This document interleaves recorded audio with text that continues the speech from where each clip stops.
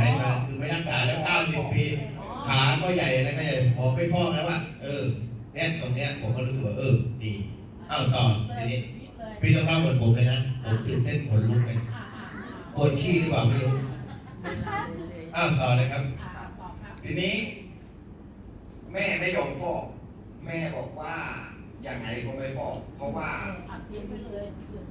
ฟอกแล้วมันโอกาสที่จะหายมันก็ไม่หายแล้วก็สิ้นเปลืองทรัพย์สินอะไรประมาณนี้ครับ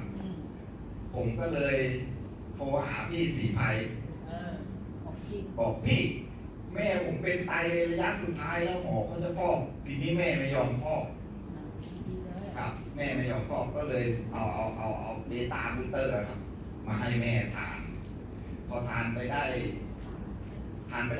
ประมาณ3 กล่องนะครับ แล้วหมอก็นัดตรวจที่โรงพยาบาลอำเภอวัดโบสถ์นะแพทย์หญิงก็บอกว่ายายไปทานอะไรมาทำไมไตมันมาปกติอีกพอไตมาปกติไม่ต้องฟอกแล้วแม่เขาก็เลยบอกว่าลูกชายไม่รู้เอาอะไรมาให้กินคนโบราณนะเนาะไม่รู้คืออะไรเบต้าแต่แกเรียกเป็นอย่างเดียวคือจมูกข้าวอะไรประมาณนี้ครับก็ไปบอก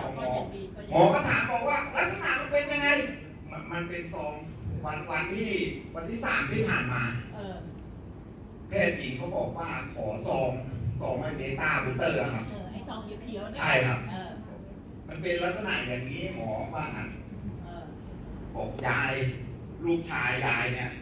สุดยอด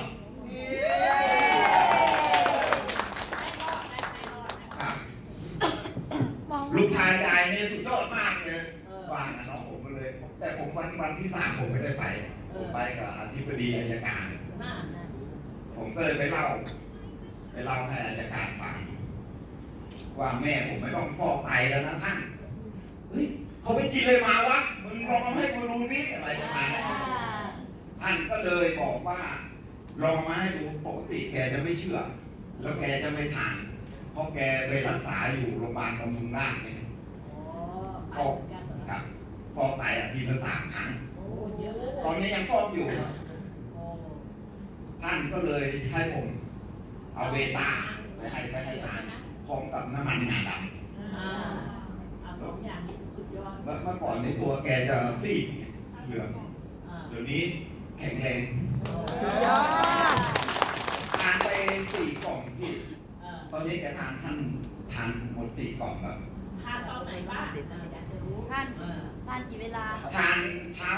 กับเย็นจ้าเช้าซองหนึ่งเย็นซองหนึ่งเช้าซองเย็น2ทานแค่บูสเตอร์แล้วก็น้ำมันงาใช่ครับงาดำกี่เม็ดคะงาดำเช้าหลังจากบูสเตอร์2 เม็ดเย็นหลังจากบูสเตอร์2 เม็ดโอเคถูกต้องแกบอกว่าหลังจากทานบูสเตอร์เสร็จครึ่งวันแกไปทำงานแกบอกมันไม่รู้สึกหิวข้าวประมาณนั้นแกจะอยู่ได้ครึ่งวันต่อได้เลยครับแกจะอยู่ได้ครึ่งวันทีแรกแกก็บอกมันจะเป็นไปได้เหรอบอกว่าท่านแม่ผมเนี่ยไม่ได้ฟอกไตแล้วนะมันปกติแล้วท่านเลยบอกคุณลองเอามาให้ทานตรงนี้มันเป็นแบบมันเป็นจริงไหมผมก็เลยเอาไปให้ท่านทานผมก็ได้ลูกค้าจากท่านเยอะมากแล้วลูกค้าอัยการทั้งนั้นมีอัยการมีผอ.คือพรรคพวกแกจะแนะนำไปเรื่อยๆครับไอ้ที่ดีคืออะไรรู้ไหมหมอที่โรงพยาบาลขอซองมาดูหน่อยสิต่อไปผมจะใหญ่ละหมอเนี่ยเอาซองกับเบต้าไปดูเลยนะครับแล้วขอเบอร์ไว้เลยว่าจะซื้อหมอลำพูนแต่ตัวอยู่พิโลกสรุปก็คือว่าวันนี้พี่ลำพูนลงกี่พันอะไรจากผู้เคยอะไรประมาณนี้คุณมันจะเริ่มเป็นผิวรอบโลกเฮ้ยมึงมาไล่กูเลย